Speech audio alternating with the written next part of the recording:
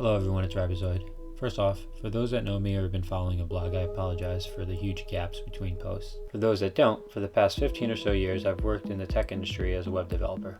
I really enjoy building software, but my passion has always been the hardware side of things. Because I have been focusing solely on my development career, I haven't had time to allow my making, building, hacking, 3D printing, or drone projects to become more than just hobbies. What's even worse is I haven't had the chance to blog about all the projects that I've worked on in the past few years. So let's rewind about 2 months to July 8th of this year. While my wife and I were out tuning the PIDs on the Nita 180 in a random field, we met two fellow FPV pilots, Ivan and Andrew from Overdose Racing Crew out of Dallas. They were in Austin flying a multi-GP regional championship the next day. Up until this point, I was unaware of how big FPV racing has become and that people were driving 3+ hours to compete in a race.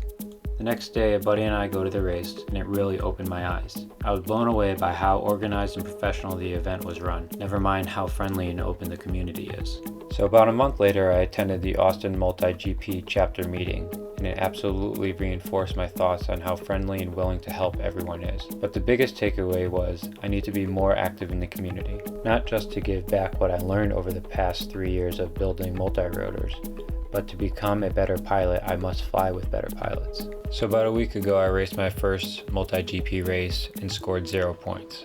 I didn't finish a single lap of 9 rounds. What that showed me was, although I've been flying for 3 years, flying through gates is a whole different ballgame, and that the level of skill at these races is nothing to take lightly.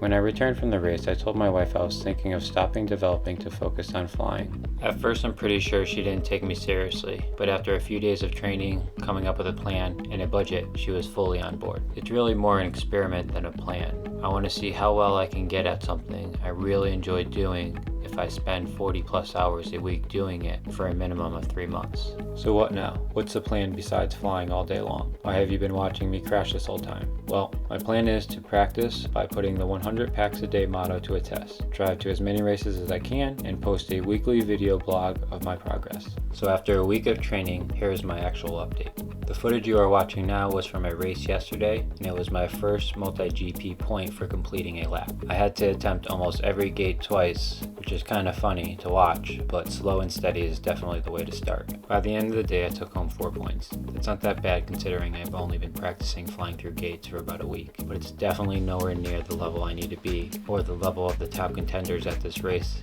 that can run 7 laps in a single round. This week's video is a little different, but in the upcoming post, I plan to expand on what is in the video.